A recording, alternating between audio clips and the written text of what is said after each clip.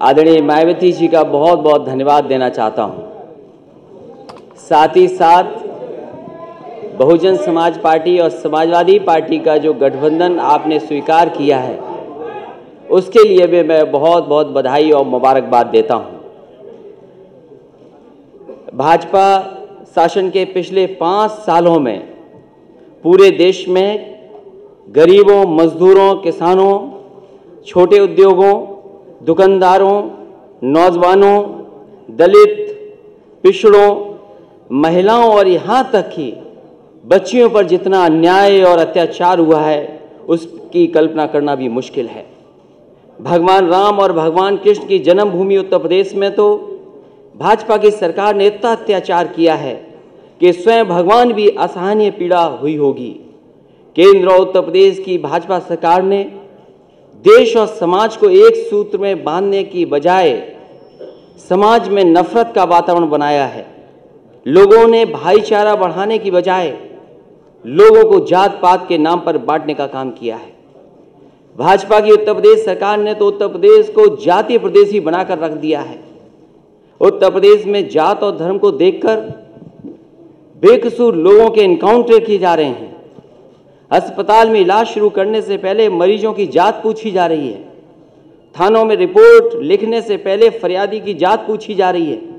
यहाँ तक कि दुर्घटना में घायल व्यक्ति को सहायता देने से पहले भी उसकी जाति पूछी जा रही है। और अब तो स्थिति यहाँ तक आ गई है कि भाजपा के नेताओं ने भगवानों को भी जातियों में बांटना शुरू कर दिया है।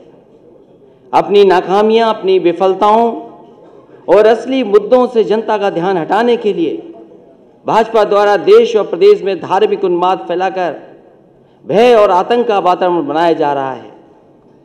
गरीबों की बहू बेटियों की इज्जत को सरेआम बेआबरू किया जा रहा है। उचित इलाज न मिलने के कारण गरीबों के हजारों बच्चे रोजाना सरकारी अस्पतालों में मारे जा रहे हैं। खाना न मिलने का कारण करोड़ों लोग रात को भूखा सोने पर मजबूर हैं। पूरे देश में अराजकता का वातावरण है। अन्याय और अत्याचार के कारण शरीफ लोगों का जीना मुश्किल हो रहा है। केंद्र सरकार की गलत नीतियों के कारण गरीब किसान हर रोज आत्महत्या कर रहे हैं। देश के नौजवान भाजपा के झूठे वादों से आहत और निराश होकर के बेरोजगारी के कारण आत्महत्या कर रहे हैं।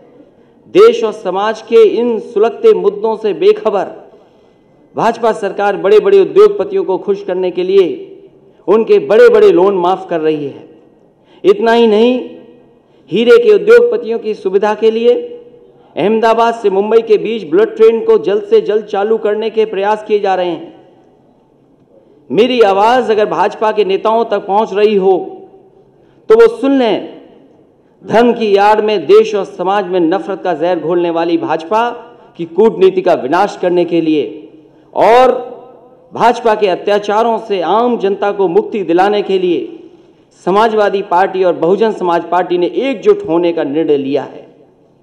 आगामी लोकसभा चुनाव में उत्तर प्रदेश की सीटों पर समाजवादी पार्टी और बहुजन समाज पार्टी मिलकर के उत्तर प्रदेश से भाजपा का सफाया करेंगे। भाजपा और भाजपा के नेता ये बात भी अच्छी तरह से समझ लें कि बहुजन समाज पार्टी और समाजवादी पार्टी का केवल चुनावी गठबंधन नहीं है, बल्कि भाजपा द्वारा किए जा रहे अन्याय और अत्याचार का अंत भी है। अब बहुजन समाज पार्टी, समाजवादी पार्टी और दोनों पार्टी के कार्यकर्ता मिलकर के भाजपा के अत्याचारों का डटकर मुकाबला करेंगे।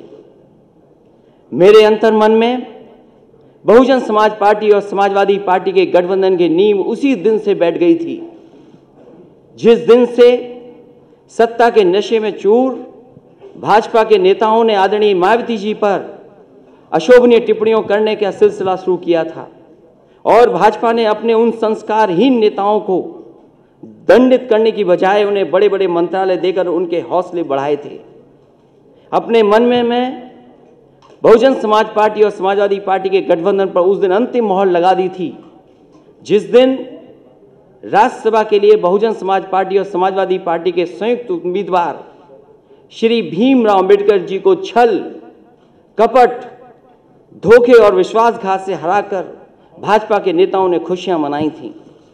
भाजपा के अहंकार का विनाश करने के लिए बहुजन समाज पार्टी और समाजवादी पार्टी का मिलना बहुत जरूरी था। आपको याद होगा, मैंने इसीलिए कहा था कि बहुजन समाज पार्टी से गठबंधन करने के लिए अगर हमें 2 कदम पीछे भी हटना पड़ेगा तब भी हम गठबंधन करेंगे और भाजपा के अहंकार को तोड़ेंगे।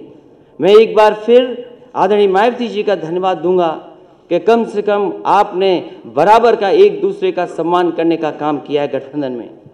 आज से समाजवादी पार्टी का प्रत्येक कार्यकर्ता इस बात को गांठ बांध ले कि आदरणीय मायावती जी का सम्मान मेरा सम्मान है, और अगर भाजपा का कोई भी नेता आदरणीय मायावती जी का अपमान करता है तो समझ लेना कि वो अपमान आदरणीय मायावती जी का नहीं बल्कि मेरा अपमान हुआ है। हम समाजवादी हैं और समाजवादियों की ये विशेषता होती है कि वो दुख और सुख दोनों में बराबर के हिस्सेदार होते हैं। इसलिए हमें इस रिश्ते को मजबूती के साथ और आगे बढ़ाना है। बहुजन समाज पार्टी और समाजवादी पार्टी के गठबंधन से घबराकर अपनी आदत के अनुसार भाजपा तरह तरह के षड्यंत्र रच सकती है, गलत फहमी पैदा करके हमारे कार्यकर्ताओं के बीच नफरत का वातावरण बना सकती है। भाजपा द्वारा दंगा फसाद कराने का प्रयास भी किया जा सकता है, परंतु हमें संयम और धैर्य से काम लेना है। हमें भाजपा की हर साजिश को नाकाम करना है और आपसी भाईचारे को मजबूत करना है। मैं आदरणीय मायावती जी का द्वारा देश हित में लिए गए उनके ऐतिहासिक निर्णय का एक बार फिर स्वागत करता हूं और मैं विश्वास दिलाता हूं कि अब भाजपा के अत्याचारी शासन का विनाश निश्चित है। मैं इस बात का भी विश्वास दिलाता हूं कि समय के साथ समाजवादी पार्टी और बहुजन समाज पार्टी के संबंध और भी अधिक मजबूत होंगे। इन्हीं शब्दों के साथ मैं एक बार फिर आप सभी पत्रकार साथियों का स्वागत करता हूं और बधाई देता हूं। इस गठबंधन के लिए आदरणीय मायावती जी का एक बार फिर बधाई और बहुत बहुत धन्यवाद।